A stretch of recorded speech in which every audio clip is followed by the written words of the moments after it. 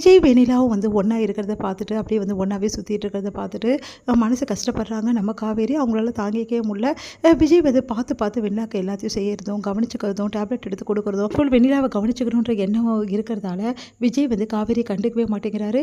தன்னை கண்டுக்காமல் இருக்கிறத பார்த்துட்டு மனசு கஷ்டப்பட்டு காவேரி வந்து அழுதுட்டுருக்காங்க. இது எல்லாத்தையும் தாத்தாவும் கவனிக்கிறாரு. இந்த சூழ்நிலையில் இங்கே என்ன பண்ணுறாரு, வீட்டுக்கு வந்து வக்கீல் வந்தோடனே காவேரி ரொம்ப தப்பாக நினச்சிக்கிறாங்க.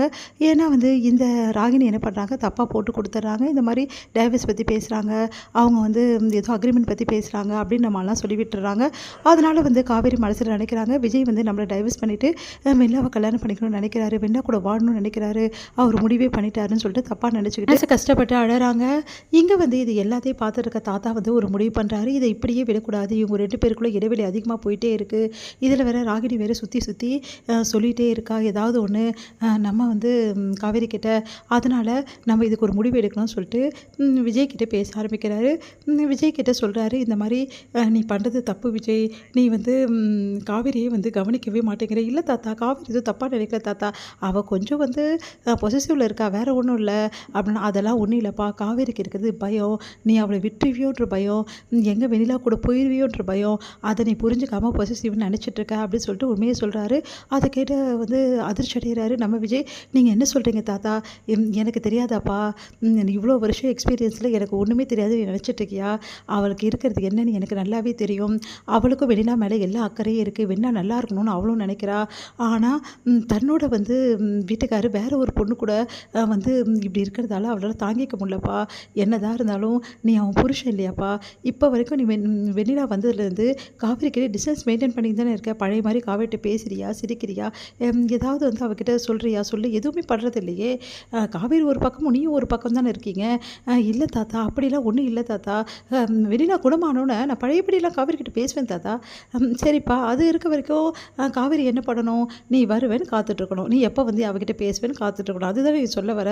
தாத்தா இங்கே பாருப்பா, வெண்ணிலா நாளை குணமாவா, இல்லை எப்போ வேணாலும் குணமாகலாம், அது ஒரு பக்கம் இருக்கட்டும்ப்பா, அவளுக்கு செய்ய வேண்டியதில் நம்ம செய்வோம், நம்ம கடமை தான். ஆனால் இருந்தாலும் உனக்கு எல்லாத்தோட காவேரி ரொம்ப முக்கியம்.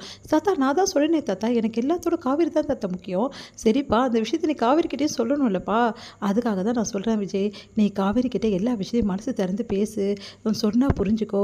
காவேரி வந்து ரொம்ப உடஞ்சி போயிருக்காப்பா, அவள் மனசு அவள் கண்ணில் தெரியுதுப்பா எனக்கு. நான் ஒரு நிமிஷமும் காவேரியை பார்த்துன்னு தான் இருக்கேன், அவள் படுற கஷ்டத்தை நான் பார்த்துட்ருக்கேன்.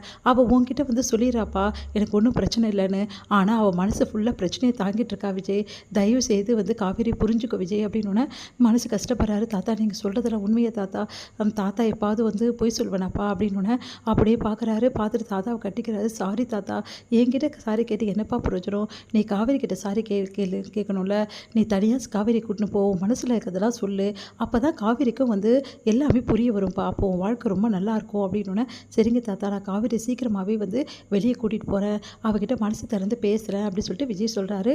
அதன்படி காவேரியை வந்து வெளியே கூட்டிகிட்டு போகிறாரு விஜய். மனசு திறந்து பேசுறதுக்காக வந்து லாங் ட்ரைவ் போயிட்டே இருக்காரு. அப்போ காவேரி கிட்டே, என்ன காவேரி பேச மாட்டியா, அப்படியே வர, முதல்லலாம் நீ தான் ரொம்ப பேசுவேன், இப்போலாம் நான் தான் ரொம்ப பேச வேண்டியதாக இருக்குது, என்ன பண்ணுறது, எல்லா நேரம் சரி மேடம் என்கிட்ட பேச மாட்டீங்க அப்படின்னு சொல்லிகிட்டே வராரு. கரெக்டாக வண்டியை போயிட்டு ஒரு இடத்துல இடிச்சிடுறாரு. ஒரு ஆள் வந்து முன்னாடி வர்றதால இடிச்சிடுறாங்க. அவங்கக்கிட்ட போய் பயங்கரமாக இறங்கி பயங்கரமாக சண்டை போட்டுட்ருக்காரு. எதுக்காக இப்படிலாம் பண்ணீங்க, உங்களால் பாருங்கள் என் வண்டி டேமேஜ் ஆயிடுச்சு, வண்டி பார்த்து ஓட்ட தெரியாதா அப்படி சொல்லிட்டு அவங்களை திட்டிகிட்ருக்காரு. இந்த டைமில் காவேரி வெளியே வராங்க. பார்த்தா காவேரியோட நெத்திலேருந்து ரத்தமாக வந்து அப்படியே கொட்டுது. பார்த்து அதிர்ச்சி அடைகிறார் விஜய். என்னாச்சு காவேரி உனக்கு அப்படின்னு சொல்லிட்டு ஓடி போய் பிடிக்கிறாரு. உடனே வந்து அப்படியே ரத்தமாக வருது. என்னாச்சு காவேரி அப்படின்னு சொல்லிட்டு அப்படியே வந்து பதறி போகிறாரு. எப்படி இப்படி அடிபட்டுச்சு அப்படின்னு.